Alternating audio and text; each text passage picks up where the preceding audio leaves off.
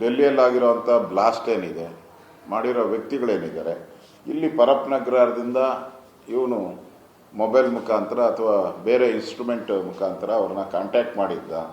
ಇದರೆಲ್ಲ ಇವನ ಪಾತ್ರ ಏನಿದೆ, ಇವನೇ ನೇರವಾಗಿ ಭಾಗಿಯಾಗಿದ್ದಾನ, ಪರೋಕ್ಷವಾಗಿ ಭಾಗಿಯಾಗಿದ್ದಾನ, ಇದು ಕೂಡ ಭಾಳ ಇಂಪಾರ್ಟೆಂಟ್. ಇದನ್ನು ಕೂಡ ತನಿಖೆ ಮಾಡಬೇಕಾಗಿದೆ. ಆ ಆ್ಯಂಗಲಲ್ಲಿಯೂ ರಾಜ್ಯ ಸರ್ಕಾರ ತನಿಖೆ ಮಾಡಬೇಕಾದೆ. ನಾನು ನೆನ್ನೆನೇ ಆಗ್ರಹ ಮಾಡಿದ್ದೀನಿ, ಇದನ್ನು NIAಗೆ ಕೊಡಬೇಕು, ನ್ಯಾಷನಲ್ ಇನ್ವೆಸ್ಟಿಗೇಷನ್ ಏಜೆನ್ಸಿಗೆ ಕೊಡಬೇಕು ಅನ್ನೋ ಆಗ್ರಹವನ್ನು ನಾನು ನೆನ್ನೆನೇ ಹೇಳಿದ್ದೀನಿ. ಇವತ್ತೂ ಅದನ್ನು ಆಗ್ರಹವನ್ನು ಮಾಡ್ತಾ ಇದ್ದೀನಿ.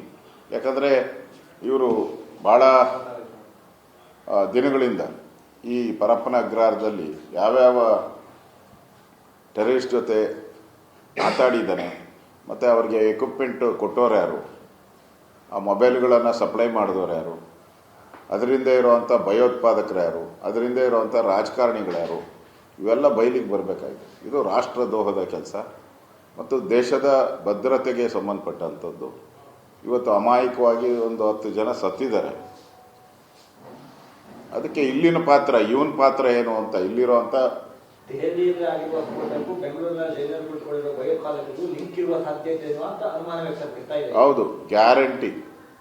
ಯಾಕೆಂದರೆ ಅವನು ಮೊಬೈಲ್ ಮುಖಾಂತರ ಯಾರ ಜೊತೆ ಮಾತಾಡ್ದ? ಈಗಾಗಲೇ ಈ ಹಿಂದೆ ಎಲ್ಲ ಹೇಳ್ತಾ ಇದ್ರು ಕಾಂಗ್ರೆಸ್ ಅವರು, ಈ ಭಯೋತ್ಪಾದಕರು ಇದ್ದಾರಲ್ಲ ಇವರೆಲ್ಲ ಬಡವರು, ಅವ್ರಿಗೇನು ಕೆಲಸ ಇರಲಿಲ್ಲ,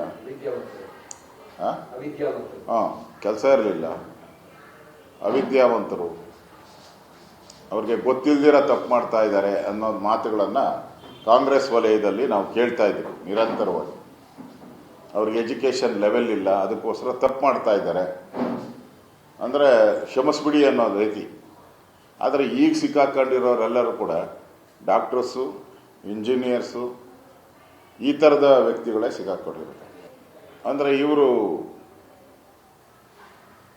ಯಾವ ರೀತಿ ಟೆಕ್ನಾಲಜಿಯನ್ನು ಬಳಕೆ ಮಾಡಬೇಕು ಮತ್ತು ಟೆರರಿಸ್ಟ್ ಆಕ್ಟಿವಿಟೀಸ್ ಮಾಡಬೇಕು ಅನ್ನೋದ್ರ ಬಗ್ಗೆ ಹೈಟೆಕ್ ಭಯೋತ್ಪಾದಕರು ಇವರಲ್ಲ, ಹೈಟೆಕ್ ಭಯೋತ್ಪಾದಕರು. ಇಂಥವರ ಬಗ್ಗೆನೂ ಕೂಡ ಇನ್ನು ಮುಂದೆ ಎಚ್ಚರಿಕೆ ಇರಬೇಕು ಅನ್ನೋದು ನಮ್ಮ ರಾಜ್ಯ ಸರ್ಕಾರನೂ ಕೂಡ ಗಮನ ಹರಿಸಬೇಕು. ವೋಟ್ಗಾಗಿ ಓಲೈಕೆ ಮಾಡುವಂಥ ಪ್ರವೃತ್ತಿ ಏನಿದೆ ಅದು ಕರ್ನಾಟಕದಲ್ಲಿ ಜಾಸ್ತಿ ಆಗ್ತಾ ಇದೆ. ಅಲ್ಪಸಂಖ್ಯಾತರನ್ನ ಓಲೈಕೆ ಮಾಡುವಂಥದ್ದು, ಅವ್ರು ವೋಟ್ ಹಾಕ್ತಾರೆ ಅನ್ನೋ ದೃಷ್ಟಿಯಿಂದ ಅವರಿಗೆಲ್ಲ ಫ್ರೀಡಮ್ ಬಿಡುವಂಥದ್ದು,